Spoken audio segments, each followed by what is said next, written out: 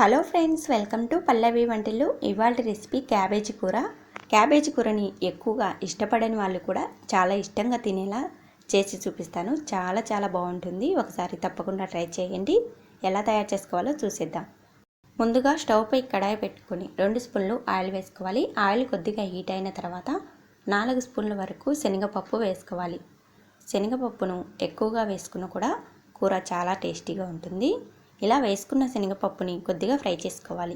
ఇలా ఇవి కొద్దిగా ఫ్రై అయ్యాక 1 స్పూన్ జీలకర్ర, 1 స్పూన్ ఆవాలు వేసుకొని కలుపుకోవాలి.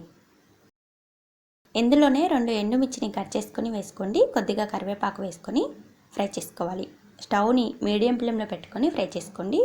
ఇలా అన్నీ బాగా ఫ్రై చేసుకున్న తర్వాత 1 మీడియం సైజు ఉల్లిపాయను సన్నగా కట్ చేసుకొని వేసుకొని కలుపుకోవాలి. ఉల్లిపాయలు కూడా కొద్దిగా ఫ్రై అయ్యాక క్యాబేజీని చాలా సన్నగా కట్ చేసుకోవాలి. లేదంటే కట్టర్లో వేసుకొని సన్నగా కట్ చేసుకొని వేసుకోవాలి. చాలా సన్నగా కట్ చేసుకుంటేనే కూర టేస్టీగా ఉంటుంది. ఇలా వేసుకున్న తర్వాత క్యాబేజీ పోపు బాగా కలిసేలా కలుపుకోవాలి. ఇలా కలుపుకొని దీనిలోనికి 1/2 స్పూన్ పసుపు, 1 స్పూన్ కారము, టేస్ట్కి సరిపడినంత ఉప్పు వేసుకొని కలుపుకోవాలి. ఉప్పు కారం అనేది మీ టేస్ట్ని బట్టి వేసుకోండి. క్యాబేజీకి ఉప్పు కారం బాగా పట్టేలా కలుపుకున్న తర్వాత 3 పెద్ద సైజు ఎర్రగా ఉన్న టమోటాలను సన్నగా కట్ చేసుకొని వేసుకోవాలి. నేను 300 గ్రాముల క్యాబేజీని తీసుకున్నాను. ఇలా టమోటా ముక్కలు వేసుకున్న తర్వాత మొత్తాన్ని బాగా కలుపుకొని దీనిపై మూత పెట్టి మంటని లో ఫ్లేమ్లోకి పెట్టుకొని 10 నిమిషాల పాటు మగ్గించుకోవాలి. 10 నిమిషాల తర్వాత మూత తీసి మళ్ళీ ఒకసారి బాగా కలుపుకోవాలి.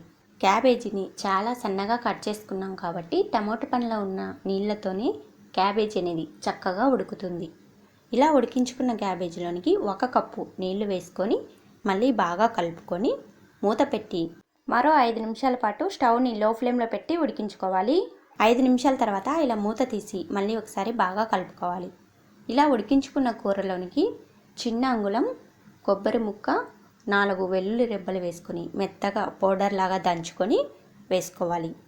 1/2 స్పూన్ ధనియాల పొడి వేసుకొని మొత్తాన్ని బాగా కలుపుకోవాలి. ఇలా కలుపుకొని స్టవ్ ఆఫ్ చేసుకోవాలి.